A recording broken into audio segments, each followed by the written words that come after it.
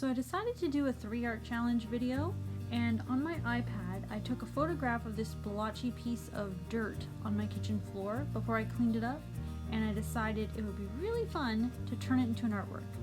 Originally I wasn't going to modify the shapes in the background at all, but then I decided to move them just a little bit around so that I could make it look just a little bit more like a unicorn.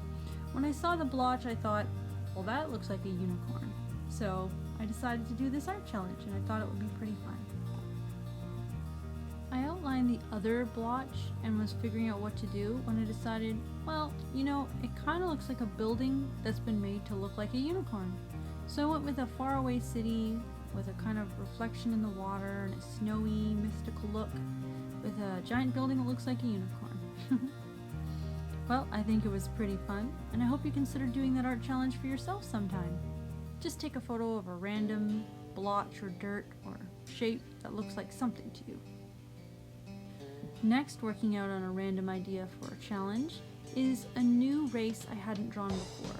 So this anthro race is a Genivivere, and they are genet people. So genet is a type of carnivorous mammal that has scent glands, that's not truly related to any of the other carnivorous families, but is more related to the basal carnivora, so the carnivorous mammals that predate the other subfamilies you're used to. They're somewhat cat-like, and they're quite beautiful. The genet is a very interesting creature, and I had not yet drawn a genet person or a genet anthro, so to start with, I decided to do some studies. And I'd actually never drawn a genet before, so this is my first time drawing that. I had a couple of challenges on the list of things to do, which included an art study of an animal I'd never drawn before, as well as a race I'd never drawn before. And interestingly, I rolled on a random chart of all my D&D and alien races, and I came up with this one, and I said, perfect, it fills both challenge roles. I'm planning on dungeon mastering in a new world for my players that want to do another specific campaign, and they were interested in having a lot of random things for this world, so I rolled on random charts to decide which races were going to be on this world, and Genivivere is one of the ones that showed up. So I'm going back to that humanoid figure that was on its own layer, and I'm changing it into the genet person. One of the other things I did here was to put certain elements on different layers. I put the hair sketch on top, I put the clothing underneath the hair but on top of the body, and I put the tail behind the body. I lowered the layer of the body onto the same layer with the tail at a certain point. I did some rough clothing sketches and decided to change them up a bit, so I ended up deleting that layer in a little bit. And then I changed all the line art black by duplicating it so I could save the line art as a separate thing. I realized I didn't finish all the details on the genet head over here because I went, oh, I didn't do the dark spots or the whiskers, so I better go back in and do that. Here's me creating the solid colors, which will be the color base later, which are on their own layers, which are also useful for saving it as a line art. I did color flat method, which means I made a layer with the flats or the colors underneath the line art, and I used clipping masks and alpha lock so that I would paint only on those sections and layers.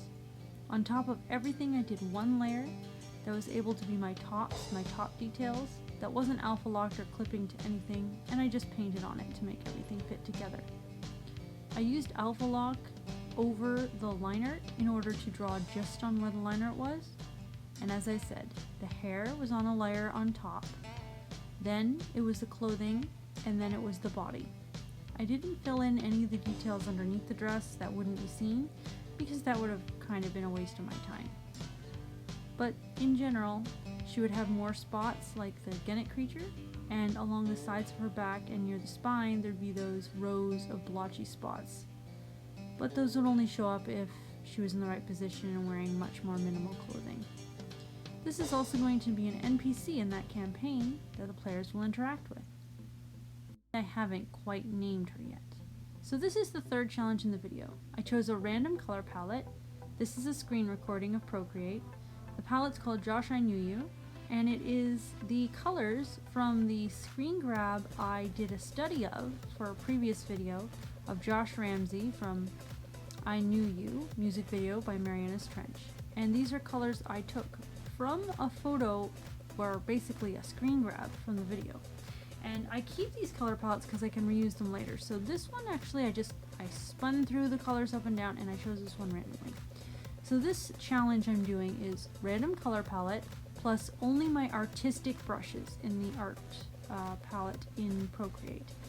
So I have a few downloaded brushes I put in that category, as well as the default brushes, and I brought back in the downloads of the old version of the default brushes, and those are the only brushes I'm working with.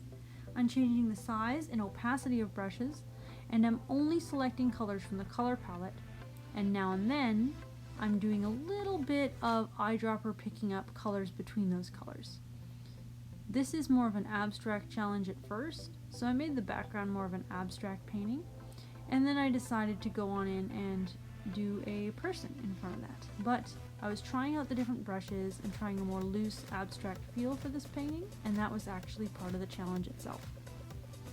I think I've really been enjoying doing some more of these abstract painting challenges, and here's the time lapse. I did also use a reference photo to help me come up with this woman here.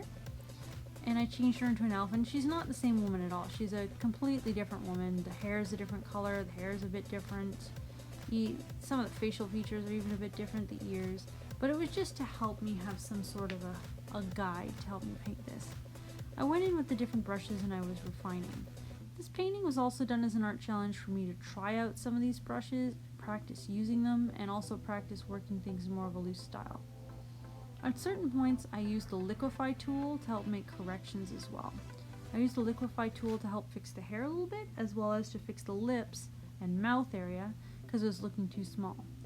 The reference I used had the mouth open smiling, showing the teeth, which I almost never paint or depict, and I find it very difficult to depict the teeth so they don't look horribly ugly, in my opinion. I think that might be the hardest thing for me to draw on any humanoid, is actually the teeth. I think that's the thing I find the most challenging of all. It used to be hands, but then I really practiced hands a lot and got better. Here I used a lighten layer and did some nice streaky and blotchies to make some highlight areas.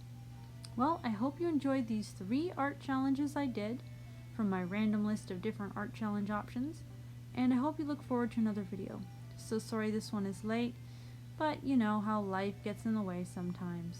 I'm hoping to have a new video more available on Wednesdays. It's more of a hard deadline, but I don't want to stress myself out too much if life gets in the way and I have issues. Let me know any suggestions in the comment. I hope you look forward to the next video. Bye!